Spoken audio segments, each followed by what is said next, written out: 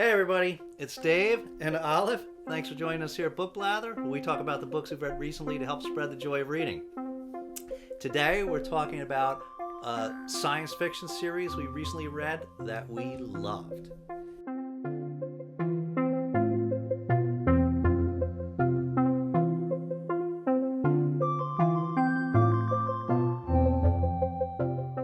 Okay, so the series we're talking about today is a science fiction duology. I think it's usually known as the Children of Time series, which is the name of the first book, by Adrian Tchaikovsky. So the first book is Children of Time. This actually won the Arthur C. Clarke Award. It was a Book of the Year. It was published in 2015. The second book was Children of Ruin. And this one was published in 2019. Both of these books were published by Orbit Books. So we absolutely loved this series. We reviewed Children of Time briefly in a wrap-up a little while back, and then we just recently finished the second book, Children of Ruin. And we thoroughly enjoyed both books. We probably enjoyed Children of Time a little bit more, which is probably everybody's take, which is why this one won. Why this one was the Book of the Year in its year. But they were both really good, and they were a bit different from each other, even though general common theme. So it started off with Children of Time, and what this novel was about was it was set way in the future.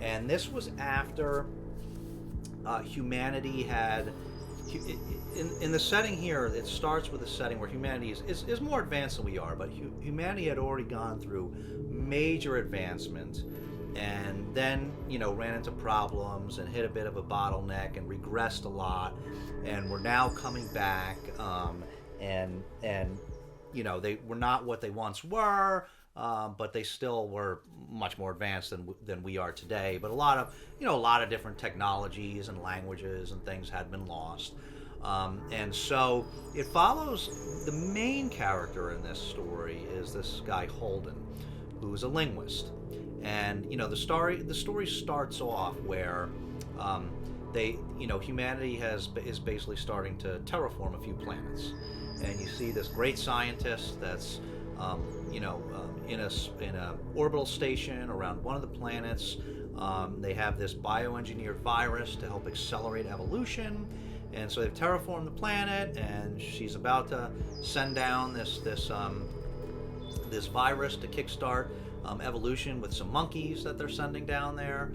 And but there's a lot of humanity has a lot of internal political strife, and something very big happens, and things obviously don't go as they were planned, and so humanity gets set down a different road, and this planet gets sent down a different road, which is not intended, and then our main character, it picks up with our main character Holden, who's basically on this generation ship where a lot of people in cryo sleep, and they, it's obviously a very advanced spaceship. That's not something we have today, but it's decrepit and failing, and they come upon this planet that, this terraformed planet where this virus was supposed to kick off evolution in monkeys many generations later. And Holden, who's originally considered a very unimportant person of the crew by leadership, actually, of course, ends up being a critical person because he is a linguist, and he is the only one that knows a lot of the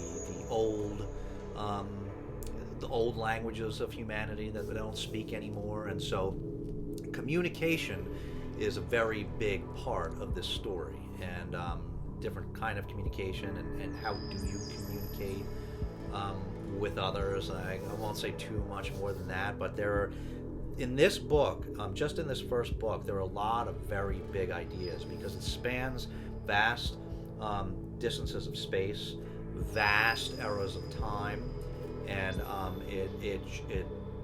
there's significant developments in both sociological and also genetic evolution for different things, and I'll leave it at that. But you really get to see.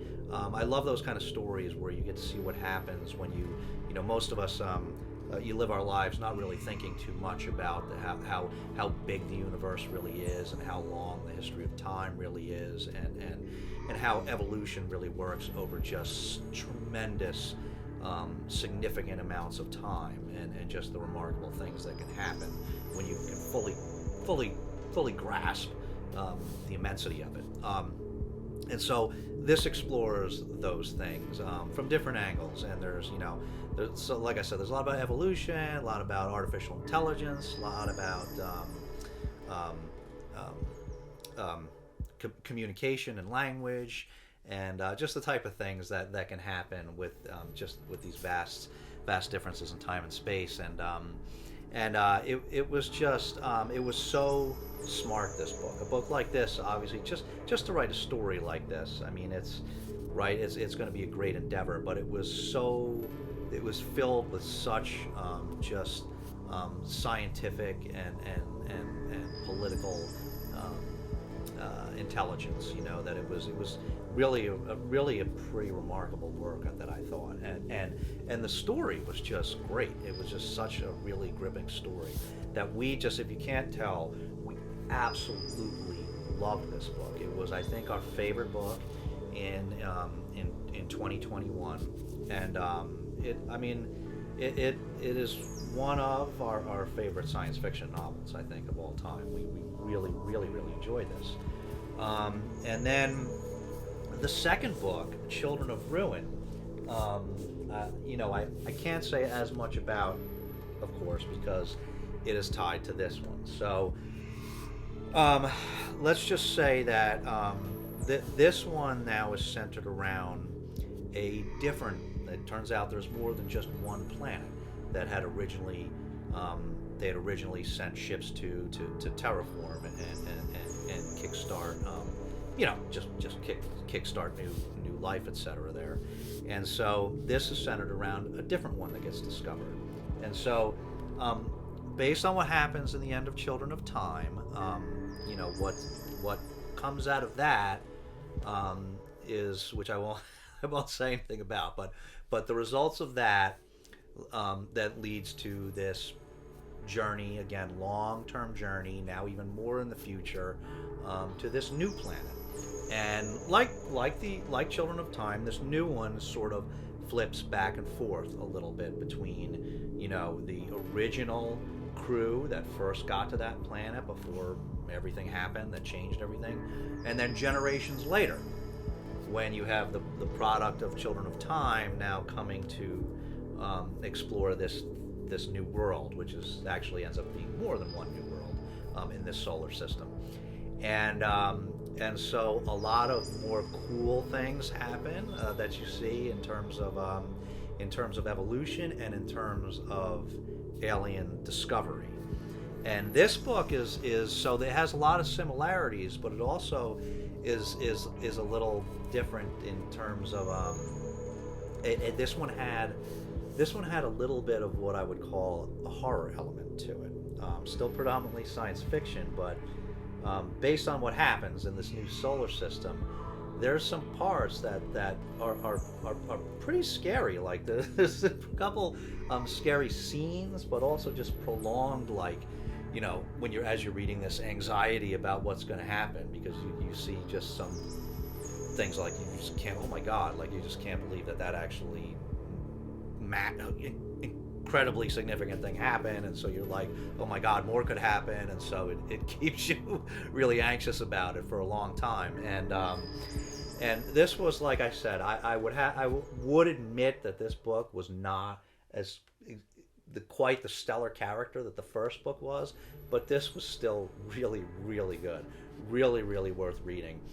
This one was a little more difficult in terms of, there was a lot with some of the just because both of these books explore a lot in terms of what life can be and different kinds of life, and Like there's some really cool analogies, just with like analogizing how, like, let's say how the neurons of the brain work versus how that can be replicated with very different kind of biology, let's say. And so some of it actually got a little complex, and so you did have to try a little. It wasn't, parts of it were not easy.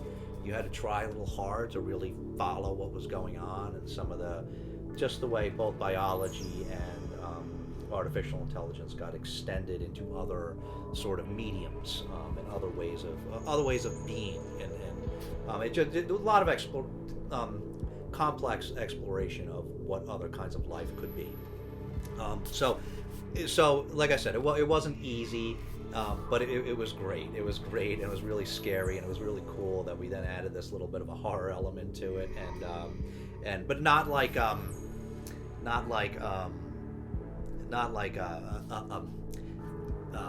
like fantastical cosmic horror sort of thing. Like not like supernatural stuff. Just it was just like, I mean, it's biological, but legitimately scary. So these were. This was just such a great series. I cannot recommend this enough. And it's, I mean, they are kind of big, but they're not. You know, they're not. You know, I mean, the prints. They're not crazy long. And if I can get through them, being the slow reader that I am, anybody can get through them. And it's only duology, so obviously it doesn't go on forever. But it cannot recommend this highly enough. Highly, highly recommend this if you are a science fiction fan. And yeah, Children of Time and Children of Ruin by Adrian Tchaikovsky. If you've read these, or you're planning to read these, leave us a comment below, because I'd love to talk with more people about them. I'm just, obviously you can tell we're so excited about these books.